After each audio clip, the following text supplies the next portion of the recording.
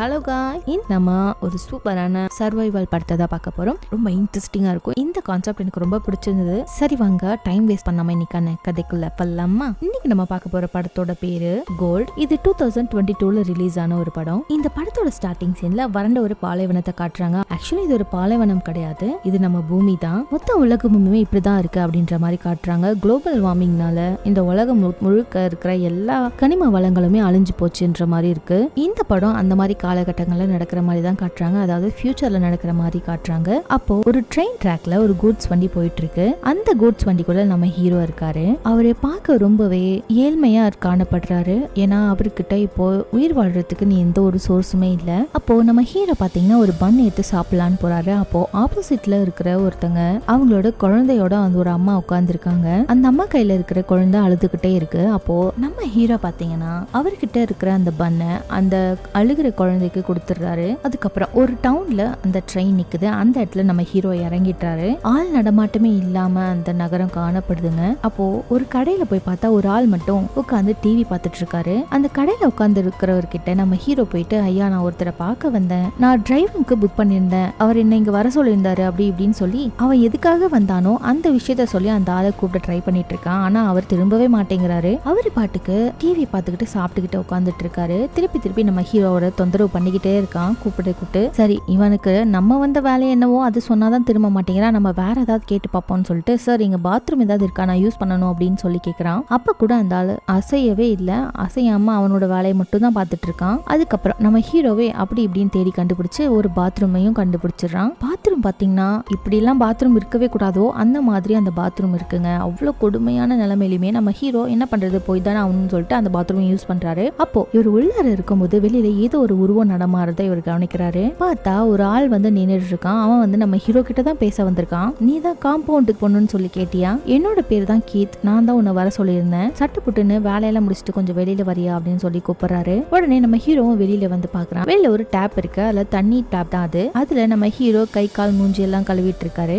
ஏன்னா இந்த முகம் கை கால் கழுவுறது கூட நீங்க ஏன் இதுல மென்ஷன் பண்றீங்க அப்படின்னு கேட்கலாம். ஆக்சுவலி நம்ம ஹீரோ தண்ணியை பார்த்தே ரொம்ப நாள் ஆச்சு. ஸோ அதனாலதான் நம்ம தலைவர் பாத்தீங்கன்னா தண்ணியை பார்த்தோன்னே பாஞ்சுக்கிட்டு போய் மூஞ்சி கை கால கழுவிட்டு தண்ணியை அந்த குடிச்சுக்கிட்டுன்னு இருக்காரு. இவன் இந்த மாதிரி மூஞ்சி கழுவிட்டு இருக்கும்போது பின்னாடி இருந்த அந்த கீத் பாத்தீங்கன்னா, இங்க பாரியா தண்ணி எதுக்காக நீ அவ்வளவு வேஸ்ட் பண்ற, நம்ம உலகமே இப்போ அழிஞ்சு போச்சு, ஏதோ டேம் ஓபன் பண்ணி விட்ட மாதிரி அந்த பைப்பை திறந்து விட்டு நீ பாட்டுக்கு விளையாடிட்டு இருக்க அப்படின்னு சொல்லி கத்துறாரு. சிக்டா தண்ணியை மூட்டி தான் ஆகணும், போதும் நீ யூஸ் பண்ணது அப்படின்னு சொல்லிடுறான். சரின்ட்டு நம்ம ஹீரோவும் அதை ஆஃப் பண்ணிடுறாரு. அதுக்கப்புறம் அந்த கீத்தும் நம்ம ஹீரோவும் ஒரு கார்ல ஏறி ஒரு இடத்துக்கு போயிட்டு இருக்காங்க. ஆக்சுவலி இவங்க எங்க போறாங்க அப்படின்னா, இந்த கீத் என்ற ஆள் கிட்ட நம்ம ஹீரோ வந்து கார் ஒன்று புக் பண்ணி இருந்திருக்கான். அதாவது இந்த உலகமே அழிஞ்சு போனாலும் காம்பவுண்ட் அப்படிங்கிற ஒரு இடத்துல ரொம்ப எல்லாரும் செழிப்பா வாழ்றாங்க, நல்லா இருக்கு அந்த இடம், அந்த இடத்துக்கு தான் ஒரு சேஃபான இடம் மனுஷங்க வாழ்றதுக்கு அப்படின்னு சொல்லிட்டு அந்த இடத்துக்கு தான் இப்ப நம்ம ஹீரோ இந்த காரை புக் பண்ணி போயிட்டு இருக்கான். ஆனா அந்த இடத்துக்கு போகணும்னா ஒரு பெரிய பாலைவனத்தை கடந்துதான் இவங்க போயாகணும். அந்த பாலைவனத்துல தனியா நடந்துலாம் போயிட முடியாது. ஸோ அதனாலதான் கீத் என்றவங்க கிட்ட காரை புக் பண்ணியிருக்கான். இவங்க கார்ல அந்த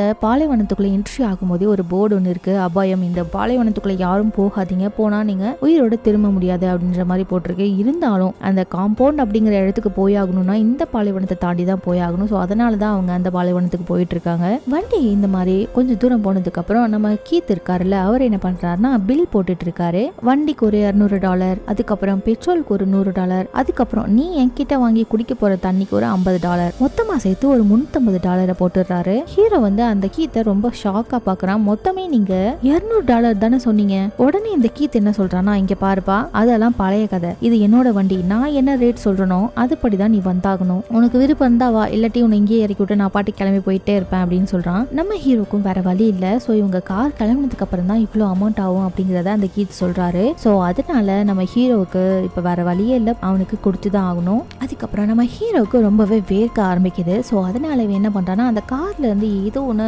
பட்டன் எல்லாம் அமுத்தி எப்படியோ ஒன்னு ஈஸியா ஆன் பண்ணி விட்டுறான். அதுக்கப்புறம் அதுல இருந்து ஜிலு ஜிலுன்னு காத்தெல்லாம் வருது. ரொம்ப நாள் கழிச்சு இந்த மாதிரி காத்த சுவாசிக்கிறேன் அப்படின்ற மாதிரி நம்ம ஹீரோ உட்காந்துருக்கவும் அந்த கீத் உடனே என்ன சொல்றாருன்னா, இங்க பாரியா, இங்க பாரு, இந்த மாதிரி ஏசி நீ ஆன் பண்ண அப்படின்னா அதுக்கு தனி அமௌண்ட் ஒரு $100 நான் சேர்த்துப்பேன், பரவாயில்லையா அப்படின்னு கேட்கவும், இல்ல நீங்க ஆஃப் பண்ணிக்கோங்க, எனக்கு சில் காத்தே வேண்டாம், எனக்கு அனல் காத்தே போதும் அப்படிங்கிற மாதிரி சொல்றாரு. அண்ட் அதுக்கப்புறம் ரொம்ப தூரம் போனதுக்கு அப்புறம் பயங்கரமா அனல் காத்து அடிக்குது. இந்த சூட்டுனால அந்த காரோட டயரே பஞ்சர் ஆகி போயிடுதுங்க. அந்த கார் டயரை கூட அந்த கீத் வந்து மாட்ட மாட்டேங்கிறாரு. நம்ம ஹீரோவை தான் மாட்ட வைக்கிறான். சரி நம்ம ஹீரோக்கு வேற வழியே இல்லைங்க, இவன் கூட நம்ம மல்லுக்கட்டி நம்ம டெஸ்டினேஷனை அடைஞ்சுதான் ஆகணும் அப்படின்னு சொல்லிட்டு வேற வழியே இல்லாம அந்த டயரை மாத்திக்கிட்டு இருக்கான். அண்ட் அப்பன்னு பார்த்து பக்கத்துல ஏதோ ஒரு நாய் குலைச்சிட்டு இருக்க மாதிரியான சவுண்ட் கேக்குது. என்னன்னு பார்த்தா ஒரு நாய் பாத்தீங்கன்னா பசி தாங்க முடியாம இன்னொரு நாயவே கடிச்சு சாப்பிட்டுட்டு இருக்கு. அந்த நேரம் பார்த்தா அந்த கீத்து இருக்கார் இல்லையா அந்த கார் டிரைவர், அவர் என்ன பண்றாருன்னா அந்த கடிச்சிட்டு இருந்த அந்த நாயை தோர்த்து விட்டுட்டு உயிருக்கு போராடிட்டு இருக்க இந்த நாயை கல்ல கொண்டு அடிச்சு கொன்னுடுறாரு. வழி தாங்க முடியாம இந்த நாயை காப்பாத்தோம் அப்படின்ற பெருமையில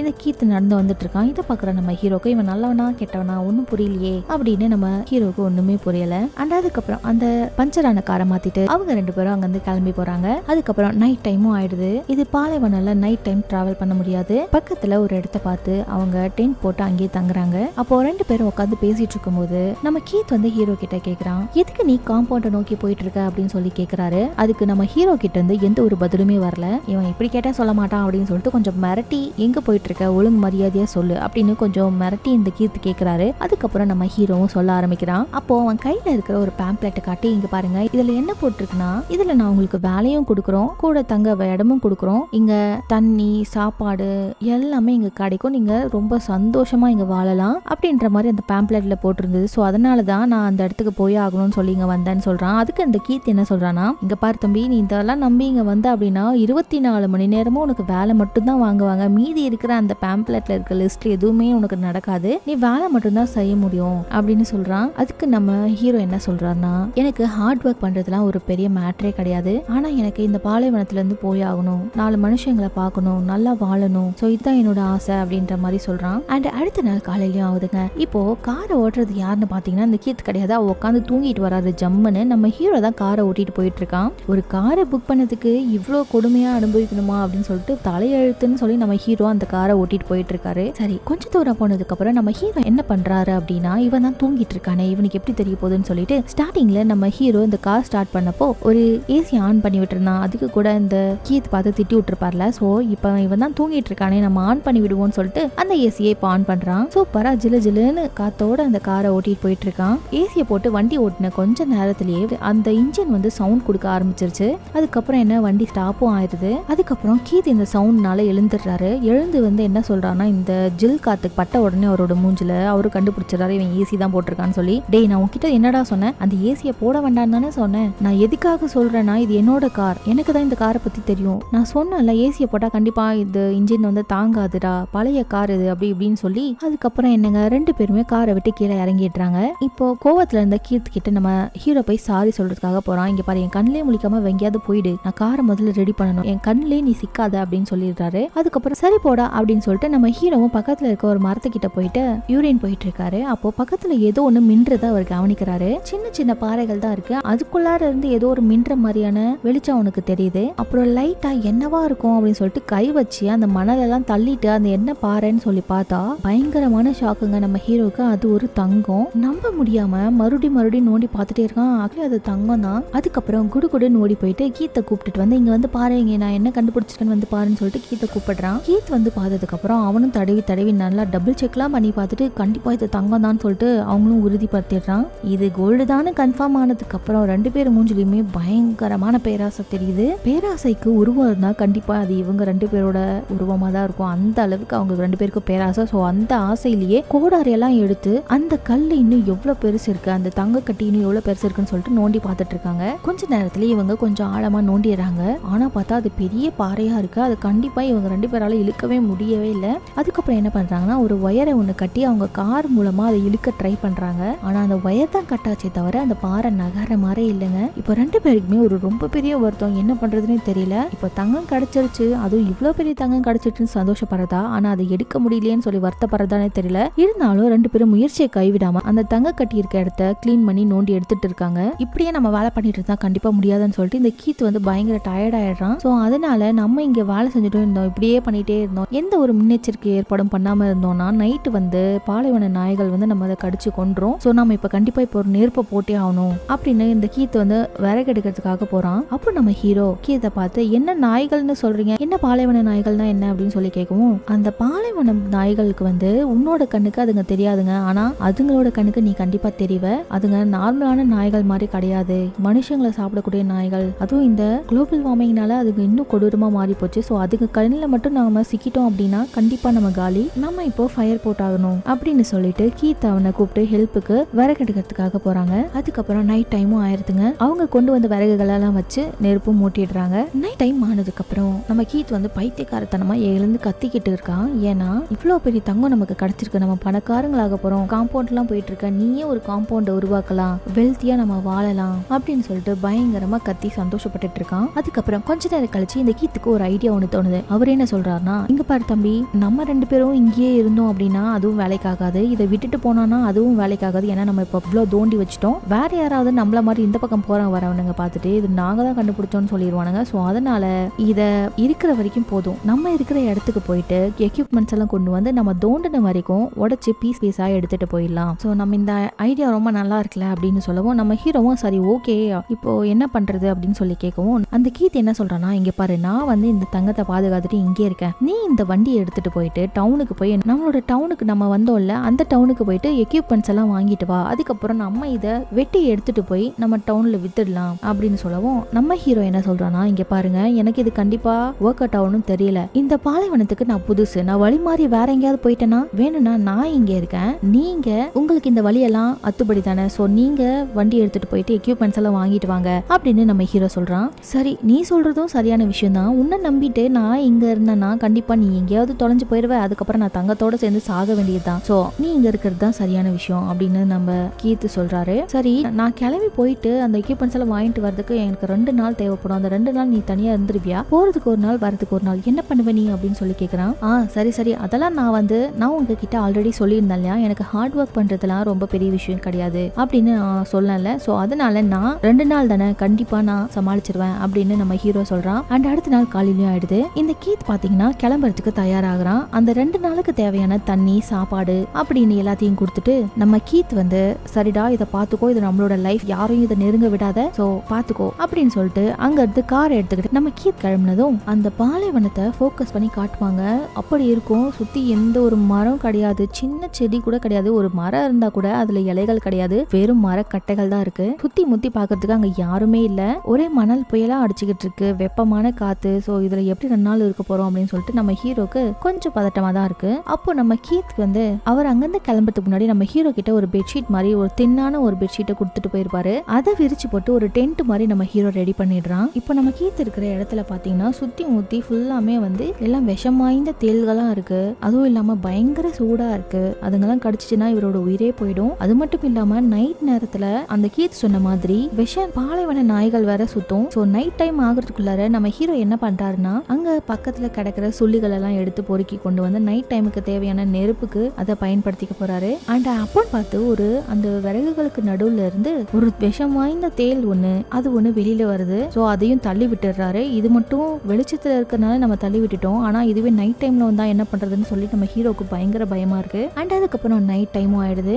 ஆக்சுவலி பாலைவனங்கள் எப்படி இருக்கும் அப்படின்னா பகல் ஆனா சுட்டு எரிக்கிற வெயில் அடிக்கும், அதுவே நைட் டைம் ஆயிடுச்சுன்னா அப்படியே ஆளையே சிலையாக்கக்கூடிய ஒரு குளிர் அடிக்கும். அண்ட் அதுக்கப்புறம் என்ன, நம்ம கீத் கொடுத்த அந்த உணவை வந்து வேக வச்சு நம்ம ஹீரோ சாப்பிட்டுட்டு இருக்கான். அந்த நாய்களோட ஊளையிடுற சத்தம் தான் கேட்டுட்டே இருக்கு. நம்ம ஹீரோ கிட்ட நெருப்பு இருக்கிறதுனால எந்த ஒரு நாயுமே அவர் கிட்ட கூட வரல, எல்லாமே ஊளையிட்டு அப்படியே போயிடுது. அண்ட் அதுக்கப்புறம் நல்ல டீப்பா தூங்கி போயிடுறாரு. அண்ட் அடுத்த நாள் காலையிலயும் ஆயிடுது. நம்ம ஹீரோ பாத்தீங்கன்னா அடுத்த நாள் காலையில அவரோட டென்ட்டை விட்டு தூரமா தள்ளி வந்து படுத்திருக்காரு. ஆளையே தள்ளுற அளவுக்கு புயல் காத்து வீசி இருக்கு. நம்ம ஹீரோக்கு அவ்வளோ டயர்டா இருந்திருக்கு. சோ அவ்வளோ டீப்பா தூங்கி இருந்திருக்காரு. அதுக்கப்புறம் காலையிலேயே சீக்கிரமா எழுந்து காலை கடன் எல்லாம் முடிச்சுட்டு பக்கத்துல போய் பார்த்துட்டு இருக்காரு. அந்த சமயத்துல நம்ம கீத் வந்து இவர்கிட்ட ஒரு சேட்டலைட் போன் ஒன்னு கொடுத்திருந்திருப்பாரு. சோ அதுதான் இப்போ ரிங் ஆயிட்டு இருக்கு. அந்த போன் பாத்தீங்கன்னா இவர் வேக வேகமா ஓடி போய் எடுத்துட்டு இருக்காரு. ஆனா அவர் போறதுக்குள்ள அந்த சேட்டலைட் போன் வந்து கட் ஆயிடுதுங்க. இப்போ சிக்னல் இல்லாதனால இது கட் ஆயிடுச்சா என்ன ஏதுன்னு தெரியாம நம்ம ஹீரோ அதை தூக்கி தூக்கி பார்த்துட்டு இருக்கான். இப்போ நம்ம ஹீரோ கிட்ட சுத்தமா உணவே இல்ல, எல்லாத்தையுமே நேத்தே சாப்பிட்டுட்டு இருந்திருப்பான். சுட்டு அடிக்கிற வெயில தண்ணி மட்டும் தான் இருக்கு. சோ மனசு குழப்பத்துல இருக்கிற கொஞ்சம் தண்ணியவே குடிச்சுக்கிட்டு சுத்தி முத்தி பார்த்துட்டு இருக்கான். அண்ட் என்ன பண்றது, அந்த தங்கத்தையே வர உட்காந்து பார்த்துட்டே இருக்கான். அந்த தங்கம் இருந்தும் ஒன்னும் பிரயோஜனம் இல்லையே, நம்ம கிட்ட நம்மளால அதை பார்க்க மட்டும்தான் முடியுது அப்படின்னு சொல்லி ரொம்ப வருத்தத்தோட உட்காந்துருக்கான். அப்படியே டைமும் போயிடுது. இப்போ நைட் டைம் ஆக போகிறதுனால நம்ம ஹீரோ பாத்தீங்கன்னா அந்த பெட்ஷீட் இருக்குல்ல அதை எடுத்துட்டு போயிட்டு இப்போ சுத்தி இருக்கிற சொல்லிகள் எல்லாம் நேத்தி அவன் எரிச்சிட்டான். சோ இன்னும் கொஞ்சம் தூரம் போய் தான் அவன் சொல்லிகளை எடுத்துட்டு வரணும். சோ அதனால போயிட்டு அந்த பெட்ஷீட்டை யூஸ் பண்ணி நிறைய குட்டி குட்டி விறகுகள் எல்லாம் எடுத்துட்டு வந்துட்டு இருக்கான். அண்ட் சொல்லிகள் எல்லாம் போட்டதுக்கு அப்புறம் சடனா எடுத்துட்டு பார்க்கும்போது தூரத்துல ஏதோ ஒண்ணு மின்ற மாதிரி தெரியுதுங்க. என்னவா இருக்கும், சரி நம்ம கிட்ட போய் பார்க்கலாம் அப்படின்னு சொல்லிட்டு இந்த தங்கத்தை நம்ம இங்கேயே விட்டுட்டு சொல்லலாம், நான் இருக்கிற பாலைவனத்துல இவ்வளவு நாள் யாரும் வரல, இனிமேலாவது யாரு வந்து தூக்கிட்டு போறாங்க அப்படின்னு சொல்லிட்டு அந்த ஏதோ ஒண்ணு மின்னுதுல அதை நோக்கி பாக்குறதுக்காக நம்ம ஹீரோ போறான். ஏதோ மின்னுச்சு இல்லையா, சோ அந்த இடத்துக்கு போனதுக்கு அப்புறம் அது ஒரு தகரம் மாதிரி இருக்கு. அப்படியே அந்த தகரத்தை ஃபாலோ பண்ணி பார்த்தா அங்க ஒரு பெரிய ஒரு பிளேன் ஒண்ணு கிராஷ் ஆகி கீழே விழுந்திருக்கு. ரீசெட்டா விழுந்திருக்கும் போல. உள்ள ஏதாவது இருக்குமான்னு போய் பார்த்தா உள்ள வந்து எதுவுமே இல்லைங்க. சாப்பாடு தண்ணி இது சம்பந்தமா எதுவும் இல்ல. ஆனா நல்லா உட்காரதுக்கு மெத்தையான சீட்டு, அதுக்கப்புறம் போத்திக்கிறதுக்கு துணி, ஒரு ஷெல்டருக்கு தேவையான எல்லாமே அங்க இருக்கு. அதுக்கப்புறம் அவருக்கு தேவையான ஷெல்டர் பொருட்கள் எல்லாம் அங்க இருந்து தூக்கிட்டு அவர் தங்கம் இருக்கிற இடத்துக்கு வந்துடுறாரு. சூப்பரான ஒரு குஷன் இருக்கு. அதுக்கப்புறம் அந்த பிளேன்ல இருந்து கிடைச்ச பொருட்கள் எல்லாம் எடுத்துட்டு வந்து இவர் இருக்கிற இடத்துல போட்டு ஒரு டென்ட் வந்து சூப்பரா ரெடி பண்ணிடுறாரு. சரின்ட்டு நம்ம ஹீரோவும் ரொம்ப டயர்ட் ஆயிடுறாரு. அவர் கொண்டு வந்த குஷன்ல அழகா போட்டு படுத்துடுறாரு. நல்லா தூக்கம் போலங்க. அவர் தெரியாதனமா பாருங்க, சூரியனோட வெளிச்சம் அவர் மேல படுற மாதிரி படுத்துடுறாரு. அந்த சூடு கூட உணர முடியாத அளவுக்கு தலைவருக்கு தூக்கம். தூங்கி முடிச்சுட்டு எழுந்து பாக்குறாரு. அவரோட தலை முழுக்க ஒரே கொப்பளமா இருக்கு. ஐயோ, தெரியாதனமா நம்ம இப்படி திரும்பி படுத்துட்டோமே. சரி, இதுக்கு மேல நம்ம இப்படியே உட்காந்துட்டு இருந்த வேலைக்காக இருட்டுற டைமும் ஆயிருச்சு. அந்த சமயத்துல அந்த தங்கத்து பக்கத்துல போய் உட்காந்து அந்த தங்கத்து மேல ஒரு தேல் ஒண்ணு வந்துட்டு இருக்கு. அது கூட உட்காந்து பேசிட்டு இருக்கான். அந்த அளவுக்கு ரொம்ப மூளை குழம்புன மாதிரி ஆயிட்டாரு. இவர் இந்த மாதிரி உட்காந்துட்டு என்ன யோசிக்கிறாரு அப்படின்னா, இப்படியே இருந்தா நம்ம என்ன பண்றது, சாப்பிட சாப்பாடும் இல்ல, குடிக்க தண்ணி இன்னும் கொஞ்ச நேரம் தான் வரும், இப்படியே இருந்தா வேலைக்கு ஆகாது அப்படின்னு சொல்லி இவர் என்ன யோசிக்கிறாருன்னா, ஒருவேளை அவன் திரும்பி வரலனா இப்படியே இந்த தங்கத்தை வச்சுட்டு சாக வேண்டியதான் அப்படின்னு சொல்லி ஒரு முடிவு எடுக்கிறான். என்னன்னா, ஒரு சின்ன பாட் மட்டும் கொண்டு போயிட்டா என்ன ஆகும் அப்படின்னு சொல்லிட்டு ஒரு சின்ன ஆசை ஒண்ணு வருது. பக்கத்துல ஒரு பாறையில இருந்து ஒரு கல் ஒண்ணு கிடைக்கும். அது கொஞ்சம் ஷார்ப்பா இருக்கனால அதை வந்து கொத்தி கொத்தி மண்ணை நோண்டி நோண்டி ரொம்ப கஷ்டப்பட்டு ஒரு சின்ன பீஸை உடைச்சிடுறாரு. சின்ன பீஸ்னா ரொம்ப சின்ன பீஸ்லாம் இல்லைங்க, அவர் கையில வச்சா ஒரு குழந்தையோட வெயிட் அளவுக்கு இருக்கும், அந்த அளவுக்கு இருக்கு. அவனும் அதை கையில எடுத்ததுக்கு அப்புறம் சேட்டலைட் போன்ல இருந்து ஒரு போன் கால் வருது. அந்த சேட்டலைட் போன் அட்டன் பண்ணி பேசுறாரு. பார்த்தா அங்க பேசுறது பாத்தீங்கன்னா கீத் தான் பேசிட்டு இருக்காரு. அவர் என்ன சொல்றாருன்னா, பார் தம்பி, நான் பாதி வழியில போயிட்டு இருக்கும்போது என்னோட இன்ஜின் வந்து ரொம்பவே சூடாயிடுச்சு, அதனால பிரேக் டவுன் ஆயிடுச்சு, இப்பதான் வண்டியை ரெடி பண்ணி கிளம்ப போகணும் அப்படின்னு சொல்லிட்டு இருக்கான். இன்னும் கொஞ்ச நேரம் தான், அதுக்குள்ள நான் டவுனுக்கு போயிடுவேன் அப்படின்னு சொல்றான். அட பாவி, நீ இன்னும் போகலையா, உனக்காக 2 நாளா நான் இங்கேயே காத்துட்டு இருக்கேன். பயங்கரமா டென்ஷன் ஆகி நம்ம ஹீரோ என்ன சொல்றான் அப்படின்னா, நான் ஒரு சின்ன பீஸை வந்து உடைச்சு எடுத்துட்டேன், நம்ம வேணா இதை எடுத்துட்டு போவோம், நீ திரும்பி ரிட்டர்ன் வா, அதுக்கப்புறம் இந்த தங்கத்தை வித்து நிறைய எக்யூப்மெண்ட்ஸ் எல்லாம் ரெடி பண்ணி மீதி தங்கத்தை வந்து நம்ம எடுத்துட்டு வந்துடலாம், என்னால இங்க இருக்க முடியல அப்படின்னு சொல்றான். அதுக்கு நம்ம கீர்த்தி என்ன சொல்றான்னா, டேய் நீ முன்ன முட்டாளா, இதுக்கு முன்னாடி நீ அவ்வளவு பெரிய கோல்ட பாத்திருக்கியா, உலகம் இப்படி இருக்கிற நிலைமையில நமக்கு அந்த கோல்டு எவ்வளவு உதவும்னு உனக்கு தெரியுமா, இது வந்து யாரு கண்ணுக்காவது பட்டதுன்னா என்ன ஆகும்னு தெரியுமா உனக்கு, இந்த சின்ன பீஸ் போதுமா உனக்கு அப்படின்னு கீத்த பேராசையில கத்திட்டு இருக்கான். சரி ஓகே, அவன் திட்டினதுமே ஒரு நியாயம் இருக்கதான் செய்யுது. உலகமே அழியிற நிலைமையில கொஞ்சம் தங்கம் கிடைக்குது இருக்குதுங்கும் போது அதை தனியா விட்டுட்டு போறதும் தப்பு தானே. சோ அதனால நம்ம கீத் சொன்னதை புரிஞ்சுக்கிட்ட நம்ம ஹீரோவும் சரி ஓகே நான் இங்கேயே இருக்கேன் அப்படின்னு சொல்லி ஒரு சமாதானத்துக்கு வராரு.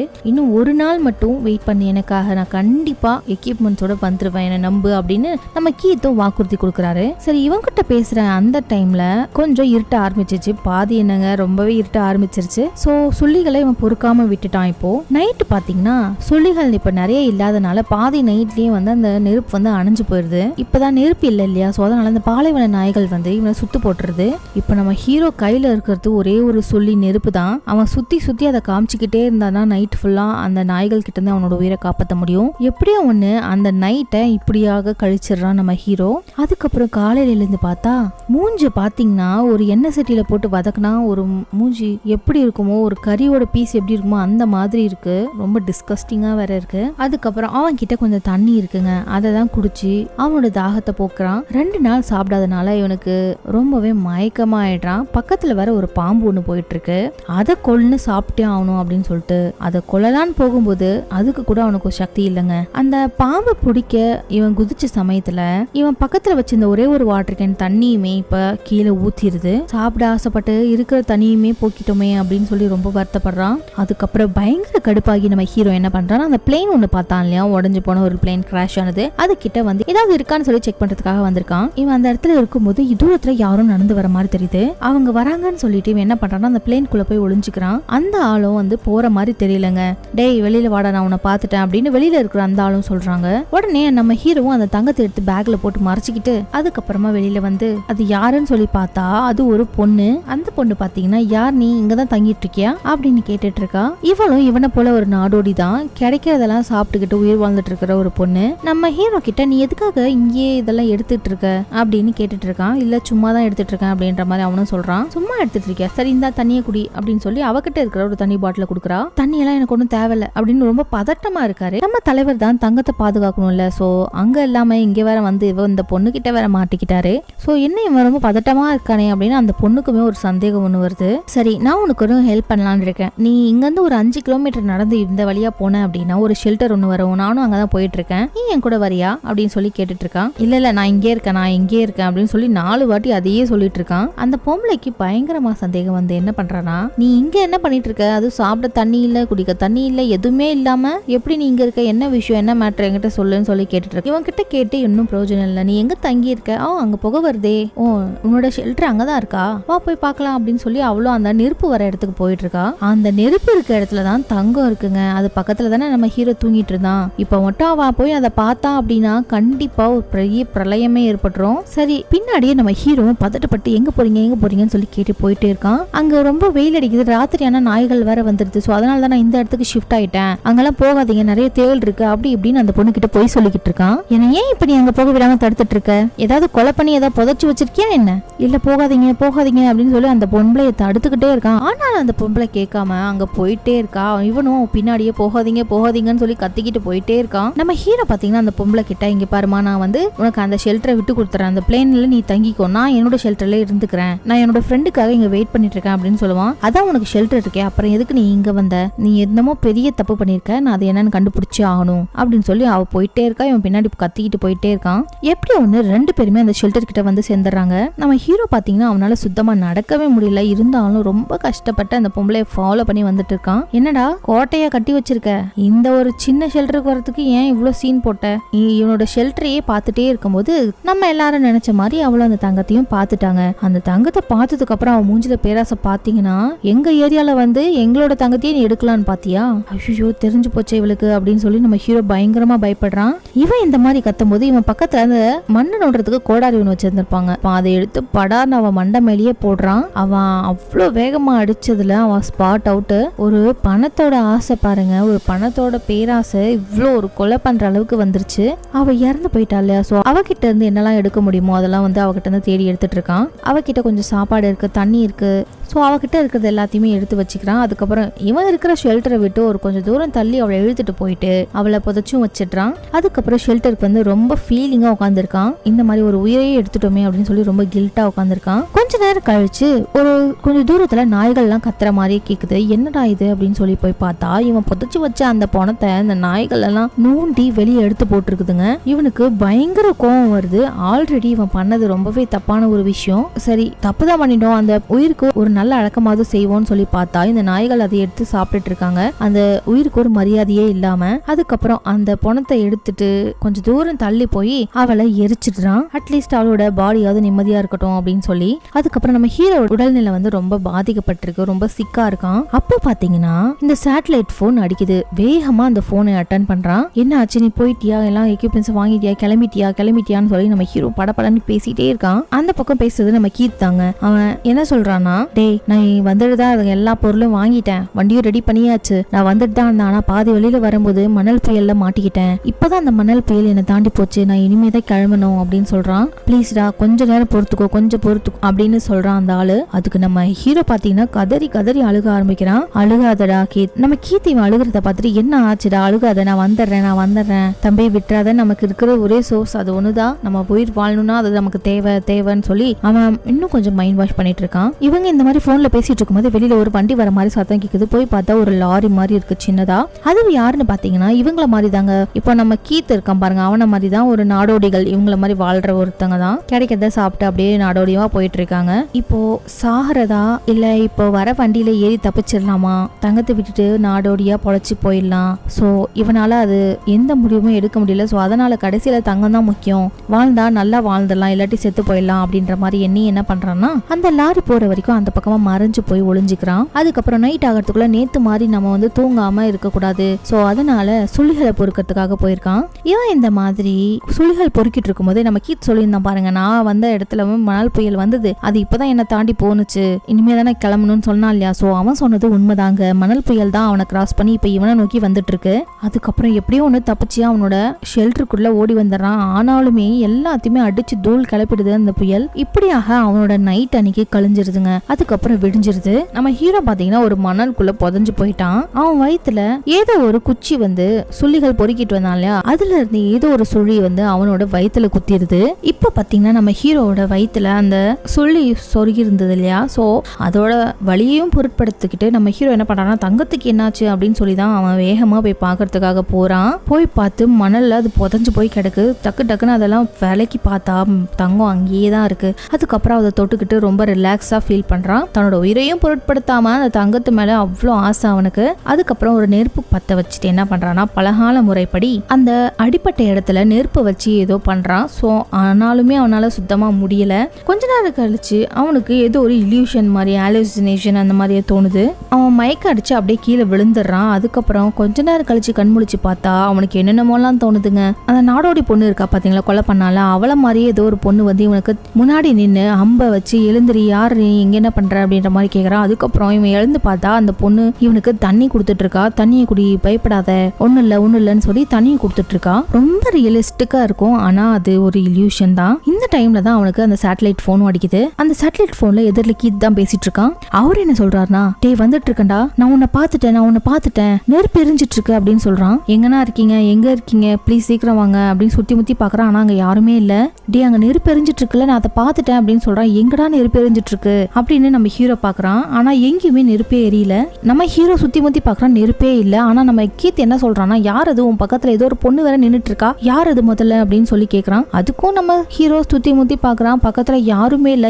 யாரையா சொல்லிட்டு இருக்க, என் பக்கத்துல யாருமே இல்ல, நான் மட்டும் தான் இருக்கேன், யாருமே இல்லையே, எனக்கு கண்ணுக்கு யாருமே தெரியலன்னு நம்ம ஹீரோ சொல்ல, நம்ம கீத் என்ன சொல்றான்னா, டே முதல்ல அவளை அடிச்சு காலி பண்ணு, இல்லைன்னா நம்ம தங்கத்துக்கு அவதான் எமனா மாறிடுவா, சீக்கிரம் அவளை போட்டு தள்ளுன்னு சொல்றான். நம்ம கீத் சொல்றத பார்த்தா உண்மையிலேயே ஏதோ ஒரு பொம்பளை அங்க நிக்கிற மாதிரி தான் இருக்கு. ஆனா நிஜமாலே அங்க ஒரு பொண்ணு நின்றுட்டு தான் இருக்காங்க. அதுக்கப்புறம் வேகமா அந்த தங்கத்தை மறைக்கிற மாதிரி போய் படுத்துக்கிறான். இங்க பாருப்பா தம்பி, என்ன ஆச்சு உனக்கு, ஏன் இந்த மாதிரி பண்ற?